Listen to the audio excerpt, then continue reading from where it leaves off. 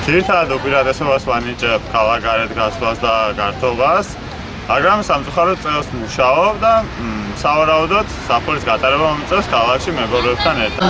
წელს საფუძვლად ვიმუშაო, მაგრამ რამოდენიმე დღით გამდინარე იქიდან რომ ყოველ წელს ვახერხებ ახმაროშას დასასვენებლად, ალბათ წელსაც წავალ და ვისურვებ.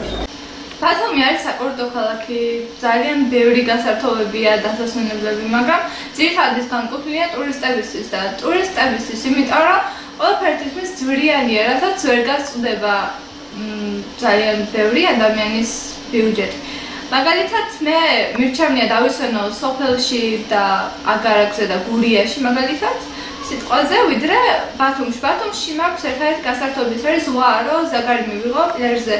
გავერთო და წავიდე სახლში. ბათუმის პირველი გასართობი არის ზღვა და პლაჟი, სადაც დაგიარნა ახალგაზრდობა და მეგობრობა. ასევე ბათუმში შეგიძლია წავიდე კინოში, თეატრში, ტელევიზორში, მაგალითად სპაში, ზღვაზე დავდივარ, ასევე ტელევიზორში ვარ გამოდიოდი და კინოში. ასევე ჯერ არ არის აქტიური ფაზაში ესწრება, ხალხში ალბათ კლუბური ცხოვრებაც შესაბამისად უფრო აქტუალური გახდება და ალბათ მეც გავხდი აქტიური წევრი კლუბური ცხოვრების ახალგაზრდობა ზედმეტად ამით ერთობა. ამ ზაფხულში ჯერჯერობით არაფერი არ დამიგეგმავს, იმიტომ რომ გამოცდებით ცირცხელებაში ვარ. ბათუმში ჩემთვის საინტერესო გასართობი ვიპოვო, რადგან მივხვდი რომ არავის ეს გასართობი ადგილები, სადაც შეიძლება ჩემი ასაკის ადამიანმა გაერთოს ნორმალურად.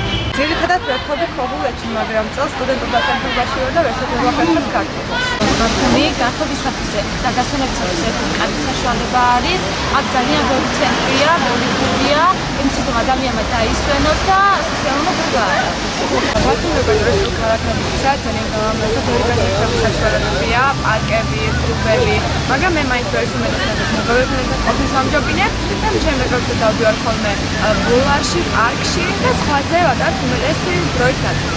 წელს შემოვლებას ავიდო აუცილებლად სამსახურიან და სოფლის თავად დასასვენებლად.